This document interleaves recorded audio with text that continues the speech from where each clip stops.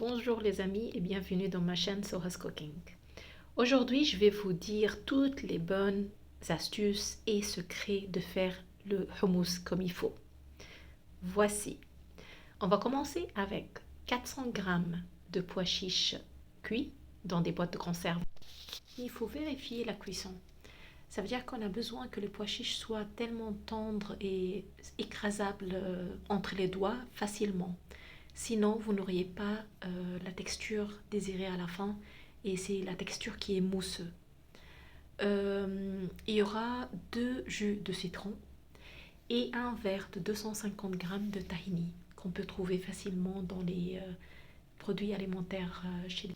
Vous pouvez trouver le tahini soit dans la boucherie halal ou bien dans les grandes surfaces, dans les rayons produits du monde.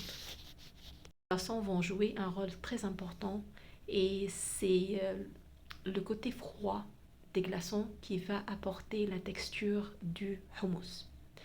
Alors commençons avec la boîte de hummus dans le mixeur. On va rajouter tout le tahini de 250 g. On va ensuite ajouter assez de jus de citron pour faire tourner la machine. Alors là ici j'ai mis la moitié. On va ensuite saisonner avec le sel et une gousse d'ail en entier.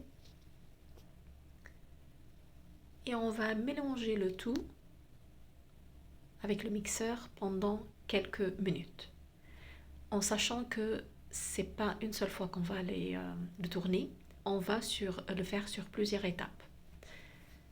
Car à chaque fois qu'on arrête le mixeur et on voit que la texture elle est toujours pas celui qu'on désire, on va ajouter des glaçons pour obtenir la texture crémeux ou mousseux de tahini quand elle est bien réussie.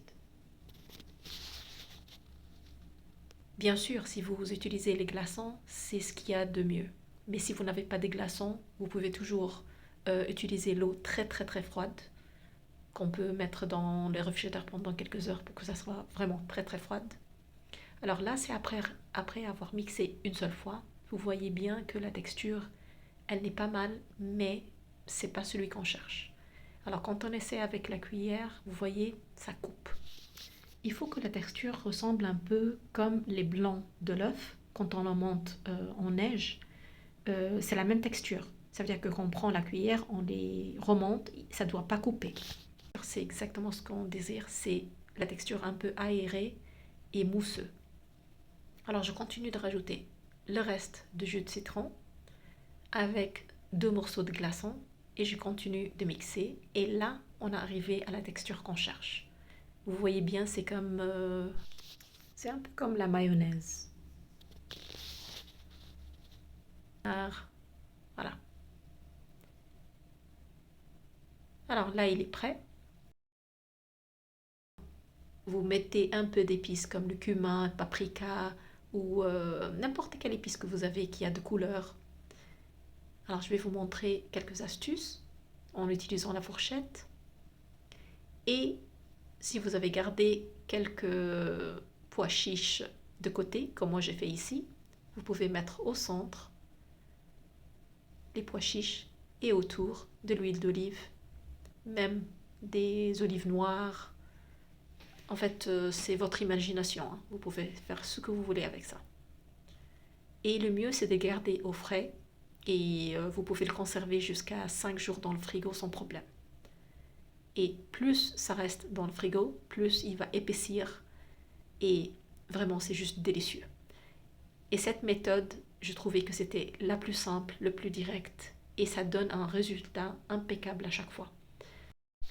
À savoir que dès que vous faites la recette, les gens dans votre entourage, ils vont demander que vous passiez la recette et vous serez sollicité à chaque fois pour les faire et refaire.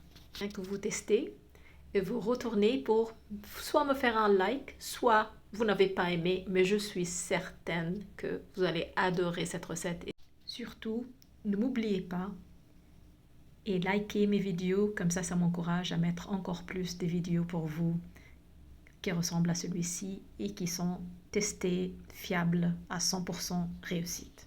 À bientôt!